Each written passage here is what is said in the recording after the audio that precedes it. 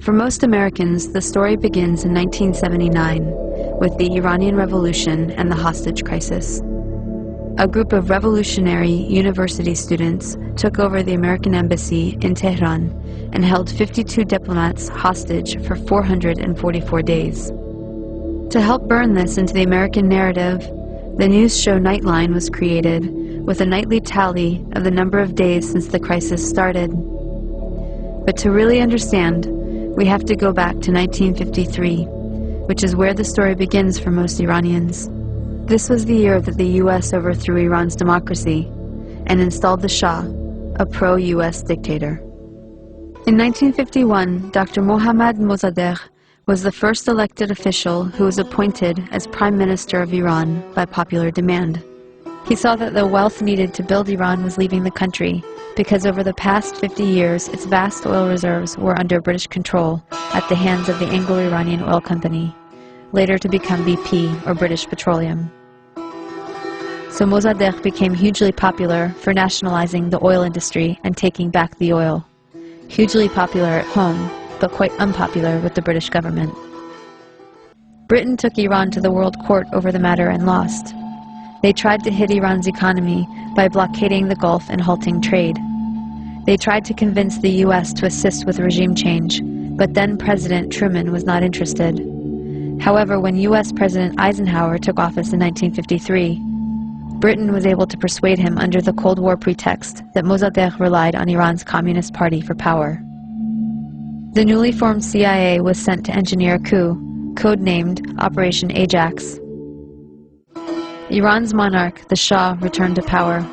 He had previously been weakened by the new parliament, a short democratic experiment designed to limit his powers. After 1953, he returned fully backed by UK and US power, and the oil was soon flowing under control of Britain, America, the Netherlands, and France. The Shah became increasingly arrogant, opulent, and autocratic over his 25-year rule. He instilled fear in the population with a secret police known as Savak, created by the American CIA and Israeli Mossad, that tortured and imprisoned those who dared to dissent. He crushed all political opposition. Troops were sent to massacre demonstrators. He pushed a white revolution to modernize and westernize the country, giving women the right to vote and other reforms. But ultimately, he served the elites and created a huge economic gap for the poor masses. Powerful religious leaders saw that he was forcibly trying to rid Iran of Islam in a country that was 90% Muslim. One of the Shah's leading critics, Ayatollah Ruhollah Khomeini, was arrested and imprisoned for 18 months. After his release in 1964, Khomeini was sent into exile for 14 years. From abroad, he continued his anti-US, anti-Shah campaign through sermons on cassette tapes that made their way back into Iran and circulated as people copied and shared them. By the end of the 1970s, things had gotten so bad that major protests and the violence that followed were becoming a regular occurrence. The Shah declared martial law and banned demonstrations. This resulted in a huge protest and a general strike that shut down the economy.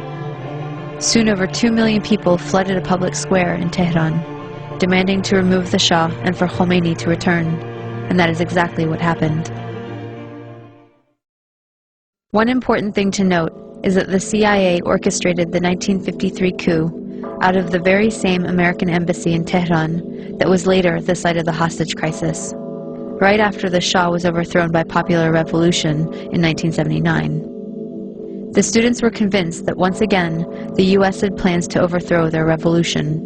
In fact, U.S. President Carter did send a NATO general to instigate a military coup, but it failed. Iran and the U.S. had an extradition treaty in force that obligated the Carter administration to return the Shah to Iran as an indicted criminal. The students had 4 demands: return the Shah to Iran for trial. He had been accepted into America for medical treatment. Return the Shah's wealth to the Iranian people. A promise from the U.S. not to interfere in Iran's affairs in the future. And an apology and admission of guilt by the U.S. for its past actions in Iran. The apology never came, but 20 years later, Secretary of State Madeleine Albright did acknowledge the U.S. role in Mossadegh's overthrow. So Khomeini took power in 1979 and instituted a government under Islamic law. Within a year of the revolution, Saddam Hussein invaded Iran without provocation, seeking control of Iran's oil-rich Khuzestan region and key oil shipping waterways. The resulting Iran-Iraq War from 1980 to 1988 was the longest and one of the most devastating conventional wars of the century. At least 500,000 Iranians were killed. This war further cemented resentment of the U.S. government, as they were playing both sides.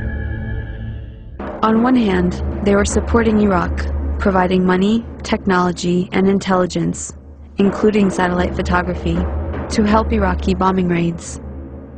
The U.S. helped provide Saddam Hussein with weapons by giving him agricultural credits and pressuring Gulf states to give him billions in loans so he could buy weapons from Western Europe, China, and Russia. The U.S. Department of Commerce issued licenses to export materials for Iraq's weapons of mass destruction program. The U.S. continued its support even after learning that Iraq was using chemical weapons against Iran, not to mention against its own citizens, to stop an uprising of Kurdish separatists. But the imperialist tradition also called for maintaining regional balance of power. So the U.S. also armed Iran, not letting any one regional power get secure enough to dominate or to ally with its neighbors to challenge U.S. hegemony. In this case, it came in the form of the Iran-Contra scandal. U.S. President Reagan needed money to fund an unjustified war against Nicaragua, but was forbidden to do so by Congress. So U.S. arms were illegally sold to Iran through Israel and South Africa, and the proceeds went to the Nicaraguan Contras.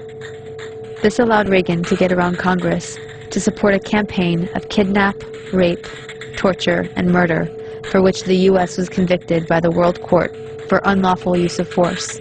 In other words, state-sponsored international terrorism. The ruling was ignored. Khomeini died in 1989, shortly after the war ended.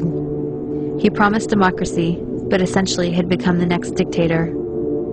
Although he improved literacy and much-needed health care for the masses, he also imposed censorship, violently crushed political dissent, and attacked women's rights.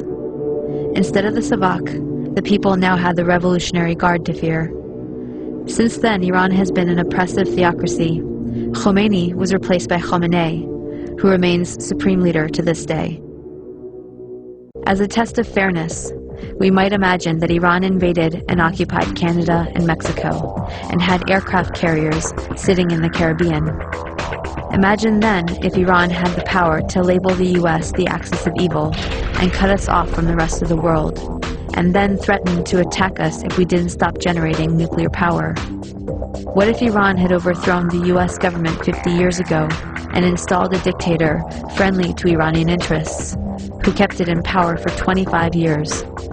At that point, imagine that Christian fundamentalists, who currently represent about a third of the U.S., took power and began ruling under church law, followed by an unprovoked invasion by Canada, supported by Iran and ignored by the UN, in which it nearly destroyed the U.S. Would it be possible to imagine Iran as liberators? Would Iran be justified in attacking if the U.S. government helped Christian fundamentalists in Canada to take up resistance? Would it be justified to hate and fear all Christians because of the ones that took and abused power in this context? This is not about good guys and bad guys. Both the American and Iranian governments are working against the interests of the people. But the deadly game of chicken was begun by the U.S., and the U.S. has the power to end it. We should look at our current policies and actions against Iran, look at some better options, and figure out a way to change the minds of the people running our government and prevent another criminal enterprise that will cost many more lives. It has been done in the past, and if people take action, it can be done again.